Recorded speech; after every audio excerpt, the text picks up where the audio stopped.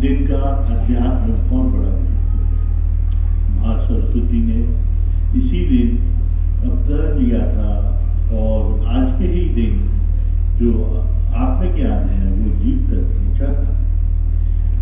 आज के दिन ही जो नए जिज्ञासु होते हैं वो आश्रम में जाके अपनी साधना शुरू करते थे और पूर्णता को प्राप्त करते थे। आज ऊपर से हर्ष और आनंद की बरसात होती है जिसमें बैठ के कोई भी साधक उपासना करता है तो उसका मन भी हर्ष से बढ़ जाता है।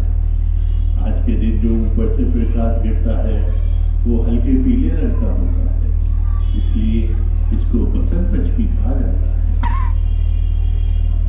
आज का दिन हमारे सत्संग के लिए बहुत महत्वपूर्ण है क्योंकि आज के दिन ही हमारे दादा गुरु महाराज ने इस पृथ्वी पर अवतार लिया था और गुरु महाराज ने साधक की नींव भी आज ही के दिन रखी थी। आज के दिन साधक अपने गुरु के स्थान पर जाके उनकी उपासना करते हैं और जो समर्थ गुरु होते हैं वो उसे खुशी और आनंद से भर देते हैं। ऐसे ही समर्थ गुरु हमारे गुरु महाराज थे। इनने जो पृथ्वी पर अवतार लिया था वो हम लोगों के कल्याण के लिए लिया था।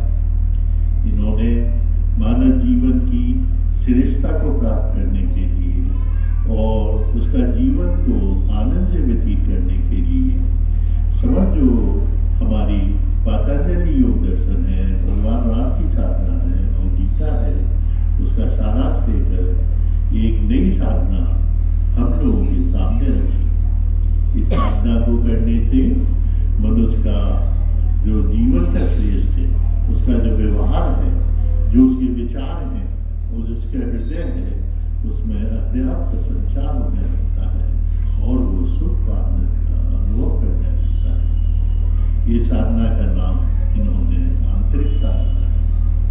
उन्होंने कहा जब तुम इस साधना को करोगे तब तुम अपने जीवन के दुखों को स्वयं पहचानोगे और उससे निकलने का परिश्रम भी स्वयं ही करोगे। जीवन का आदमी इसलिए दुखी रहता है कि वो इस जगत में अपनी सुखी को ढूंढता है। जगत पूरी मिथ्या है, जो असली आनंद है वो इस आत्मा के रास्ते में चलने पर ही है। उनकी आत्मा सुख और चित और आनंद है। जब आदमी इस रास्ते पर चलता है तो उसका जीवन भी अपना बहुत ही सुंदर करता है और वो ईश्वर को भी प्राप्त करता है। पर इस साधना को करने के लिए जो हम लोग सोचते हैं कि हमें घर बार त्यागना पड़ेगा, ऐसा नहीं है। गुरु महाराज ने कहा कि तुम घर पर ही रहकर इस साधना को कर सकते हो और जीवन का शेष को प्राप्त कर सकते हो। और यही साधना अभी और हमने और आपने करी, जिससे सबसे पहले हमारा अंतःकरण विकार रहित होता है। जब अंतःकरण हमारा विकार रहित हो जाता है तब उस आत्मज्ञान को प्राप्त करते हैं जो आत्मा ईश्वर का अंश है और हमारे अंतःकरण में। आत्मा को ना तो वाणी से बोला जा सकता है, ना आदमी उसको समझ सकता है।